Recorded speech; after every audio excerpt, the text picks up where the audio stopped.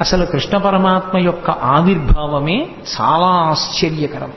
మిగిలిన అవతారాలలో పుట్టిన తరువాత లీలలు ఉంటాయి, కానీ శ్రీకృష్ణ పరమాత్మ అవతారంలో అసలు ఆయన పుట్టడమే ఒక లీల.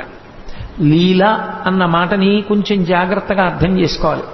లీల అంటే కర్మ చేయడం వల్ల వచ్చినటువంటి ఫలితాన్ని అనుభవించడం కోసం వచ్చినటువంటి ఒక సంఘటన కాదు. పరమేశ్వరుడు తనంత తాను కల్పించుకుని లోకానికి ఒక పాఠం నేర్పడం కోసమని చేసినటువంటి క్రియ. అంటే మీకు నేను ఒక ఉదాహరణ చెప్పాలి అంటే, నేను ఇవాళ మీ ముందు ఇలా మెళ్ళో పూలదండ వేసుకుని కూర్చోవడానికి శాస్త్రంలో గతంలో నేను చేసిన కర్మ ఏదో ఫలితంగా ఉంటుంది. కాబట్టి నాకు ఇవాళ ఈ విషయం మీద ప్రసంగించడానికి పరమేశ్వరుడు ఒక అధికారం ఇస్తాడు. అలా ఇప్పుడు కోటేశ్వరరావు గారు లీల చేశారండి అనకూడదు. లీల ఉండదు. గతంలో చేసుకున్న పాపపుణ్యములను బట్టి నేను ఇప్పుడు